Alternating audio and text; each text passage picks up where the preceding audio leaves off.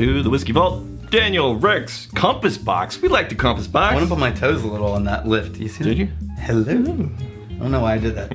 Okay, this is from Patrick Cohn, a titan of whiskey. Patrick Cohn, there's a... It just blows up because the name is just so powerful.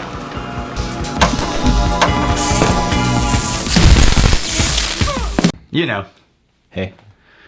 Patrick was also at the Bastards Ball. Yeah, he was. Always lovely seeing the Patrick Cohn and the Circle. Okay. Now, we have had many Compass Box before. And we are on the record as saying, as far as the easy answer, whenever somebody says blends, name a single good blend. It's like, well, most of the things Compass Box is. Yeah. Yeah. Now, they specialize in blends. What is Compass Box? So Compass Box is John Glazier, who's actually an American who's relocated long-term to the UK.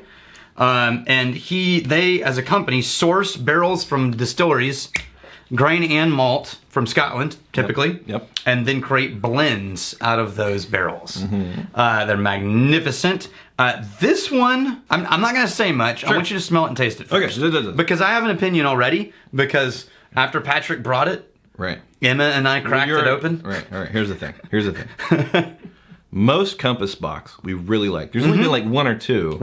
Only one for me, or entry. Yeah, And that's the flavored. All right. It's the flavored beverage. I'm gonna tell you the story after you see what you think. Floral, malty. Mm-hmm. Light nose, sweet. Very shiny and citrus. Mm-hmm.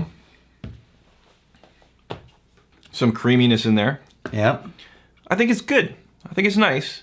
I think it's. It's not blowing my mind. I think the it's way that some other meh. Compass Box has. I think it's like meh. Yeah. It's again. Keep in mind, I'm grading this not on a scale of blends. On this- on a scale of blends, Right. this is great. On the scale of Compass Box. I'm grading this on a scale of Compass Box. Right. And You set the bar too high, Compass I know. Box. So here's what happened. Right.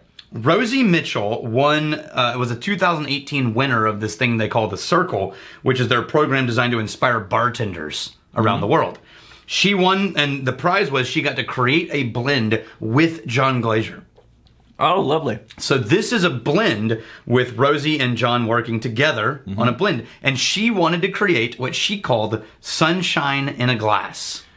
Okay. Now, given that context, go back to it. Yeah. Sunshine in the glass. So, thinking brighter, fresh, floral, fruity. Yes. That's what they're going for. I think she nailed what she was looking for, right? Yeah. However, And to then- me, it comes across as a little too sweet, too pretty, and no real mid-range depth. Yeah. You know what I mean? Yeah, this is coming from a guy who likes the thick, smoky, heavy- Absolutely. Right. No question. So I think I'm not grading this as bad. I think a different person, a different reviewer, this could Yes. be like a home run. Yeah. But Totally agree with that. Yeah. So this is almost 80% Tamdu. Speyside Scotch. Okay. Right? 78.8. And then it's 14.8% Clynelish. Right. Clynelish, which we love. Yeah. Right? And then there's a little bit of Orkney Peat, which is probably Highland Park, right? And then there's some French oak Now, spice into it. There is one element, I keep going back to it. There's one element that I'm actually really enjoying. It's, to your point, it's kind of a little too fruity, a little too sweet and floral and all those things. A little thin. But there is like this berry juice and cream element that shows up 3/4 of the way through. Yes. It's a lovely cream note. Oh, yeah. Yeah. What I think is Rosie's palate and John Glazier's palate nailed what they were looking for. Just nailed it. Right. Hit it out of the park. Yeah. Not my preference for Scotch styles. Well, definitely not my favorite Compass Box, but it's not bad by any stretch of the No, but it is imagination. absolutely light, summer, refreshing, almost sparkling, like carbonated. effervescent. It's effervescent. We have Fighting Scott 92. Isla versus Island. I apologize if this is an ignorant question, but what are the differences between Isla and Island?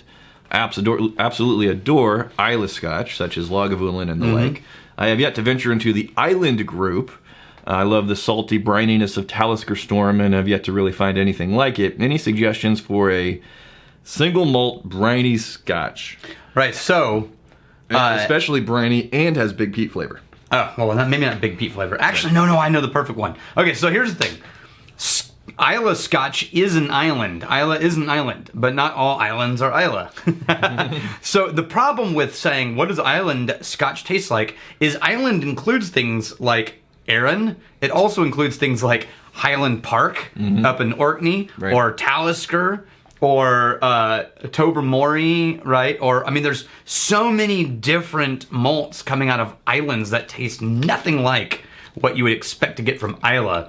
That island as a category, it defies categorical representation. Right. Now, if you're looking for an island whiskey coming out of Islay, get Arran, Arran, and ironically, most of their whiskey is unpeated. However, they release a peated one called Machrimore, Oh yeah.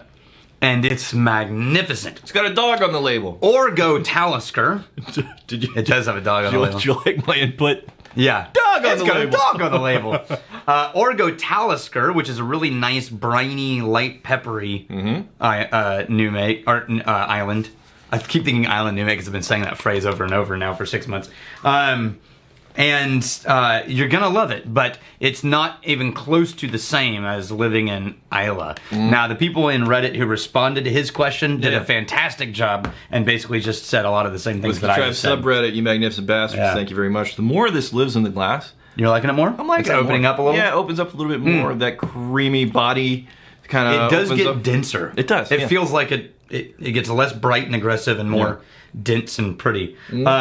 So Brian Friend, Fruend. Freund, Friend. Brian Friend. He left us a gift at the Bastard's Ball. It's the world's smallest whiskey. See, this should be an episode in and of itself. Oh, Brian! Yeah. Brian dressed up Yeah. as a whiskey mooch. Had the mooch robes and the necklace and the Glencairn. You got the details right. Yeah, very high detail. Yeah. And he said, well, as a whiskey mooch, this is really stretching the limit of what Yeah. I can give. And it's a Dalmore. Yeah. And Jimmy Legg would suggest this is the correct amount of Dalmore. The correct quantity of Dalmore. Thank you, Brian. You, How do we ever open this and try it? microscopic bastard. Yeah. Sweet Jesus. It's gonna be on a place of honor on a shelf. I'm gonna Actually- sit down. Crap, where did it go? Actually, that could be a pretty funny episode. All right, here's the fighting, stealing, and drinking. If you fight me, I fight for a friend. Steal, may you steal, love yourself. And if you drink, may you drink with us. Hey, thanks for hanging out with us in the Whiskey Vault.